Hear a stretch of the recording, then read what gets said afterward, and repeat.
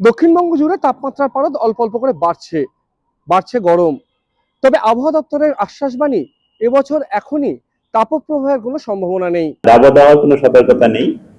তাপপ্রবাহ, দাবদাহ মানে তাপপ্রবাহ যেটা বলা হয়, সেটার কোনো সতর্কতা নেই। কারণ হচ্ছে, আপনারা যদি দেখেন সেখানে কোথাও তাপমাত্রা 40-এর উপরে গতকালকেও ছিল না, আজকেও থাকার সম্ভাবনা খুব কম। সেখানে তাপমাত্রা 40-এর উপরে যেতে হবে এবং স্বাভাবিকের থেকে 4-5 ডিগ্রি বেশি হতে হবে, সেরকম হওয়ার সম্ভাবনা নেই। তবে এই সময়ে যেটা আমাদের রয়েছে এখন, আর্দ্রতাটা রয়েছে, আর্দ্রতার জন্য তারপরে স্বাভাবিক তাপমাত্রা থাকলেও ঘরমাক্ত হওয়ার সঙ্গে সঙ্গে সঙ্গে আমাদের কিছুটা যেটা ডিসকমফোর্ট আমাদের যেটা মনে হচ্ছে সেটা হতে পারে। আমাদের যেটা হট এবং হিউমিড এবং উষ্ণ এবং আর্দ্রতার জন্য যে সতর্কতা দেওয়া হয় সেটি দেওয়া রয়েছে মূলত পশ্চিমের জেলাগুলোতে। পশ্চিমের জেলাগুলোর মধ্যে বেশি ভাগটাই হচ্ছে পশ্চিম বর্ধমান, পুরুলিয়া, বাঁকুড়া, ঝাড়গ্রাম, পশ্চিম মেদিনীপুর।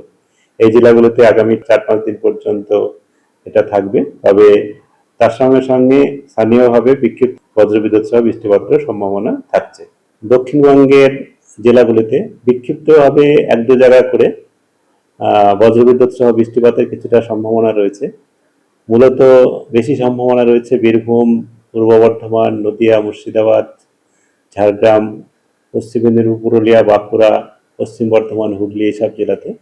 আর বাকি জেলাতে হালকা হতে পারে। কলকাতাতেও কিছু কিছু এরিয়ায় হালকা বৃষ্টিপাত বজ্রবিদ্যুৎ সহ হওয়ার আজকে সম্ভাবনা রয়েছে। উত্তরবঙ্গের ক্ষেত্রে যেটা আছে, উত্তরবঙ্গের উপরের 5টা জেলা দার্জিলিং, জলপাইগুড়ি, কালিম্পং, আলিপুরদুয়ার, কোচবিহার, এই 5টি জেলাতে অনেক জায়গাতেই বা বৃষ্টিপাত হওয়ার সম্ভাবনা থাকছে, হালকা থেকে মাঝারি বজ্রবিদ্যুৎ সহ। তার সঙ্গে সঙ্গে দমকা হাওয়াও থাকবে। আর 40 থেকে 50 বেশিরভাগ দিনই। আর ভারী বৃষ্টিপাতের সতর্কতা দেওয়া রয়েছে আমাদের উপরের 5টা জেলার মধ্যে দার্জিলিং, জলপাইগুড়ি, আলিপুরদুয়ার আগামীকাল 22, 23, 24 এই সময়ে উত্তরবঙ্গের উপরে 5টা জেলাতে ভারী বৃষ্টিপাতের বিক্ষিপ্তভাবে হওয়ার সম্ভাবনা থাকছে। বাকি জেলাগুলোতে উত্তরবঙ্গে যেমন মালদা, উত্তর দক্ষিণ দিনাজপুরে বজ্রবিদ্যুৎ সহ বৃষ্টিপাতের সম্ভাবনা বিক্ষিপ্তভাবে হওয়ার সম্ভাবনা রয়েছে। তাপপ্রবাহের সম্ভাবনা না থাকলেও আর্দ্রতাজনিত অস্বস্তি কিন্তু দক্ষিণবঙ্গে থাকবে চরমে। বঙ্গোপসাগর থেকে প্রচুর পরিমাণে জলীয় বাষ্প ঢুকছে দক্ষিণবঙ্গে, আর তার জেরেই এই আর্দ্রতাজনিত অস্বস্তি। দক্ষিণবঙ্গের জেলাগুলিতে বিক্ষিপ্তভাবে 1-2 জায়গা করে বজ্রবিদ্যুৎ সহ বৃষ্টিপাতের কিছুটা সম্ভাবনা রয়েছে। মূলত বেশি সম্ভাবনা রয়েছে বীরভূম, পূর্ব বর্ধমান, নদিয়া, মুর্শিদাবাদ, ঝাড়গ্রাম, পশ্চিম মেদিনীপুর, পুরুলিয়া, বাঁকুড়া, পশ্চিম বর্ধমান, হুগলি, এইসব জেলাতে। আর বাকি জেলাতে হালকা হতে পারে। কলকাতাতেও কিছু কিছু এরিয়ায় হালকা বৃষ্টিপাত বজ্রবিদ্যুৎ সহ হওয়ার আজকে সম্ভাবনা রয়েছে। অলরেডি আমাদের নামকাজ আজকে দেওয়া হয়েছে, কিছু কিছু এরিয়ায় হয়তো শুরু হয়েছে। আর হ্যাঁ, তবে এগুলি স্থানীয়ভাবেই হবে। তাপমাত্রা এবং স্বাভাবিকের কাছাকাছিই থাকবে, যেমন আমাদের এখন 34 থেকে 35 এইরকম রেঞ্জেই থাকার সম্ভাবনা থাকছে, বা 34 থেকে 36 বলা যেতে পারে, 35-এর আশেপাশে থাকবে।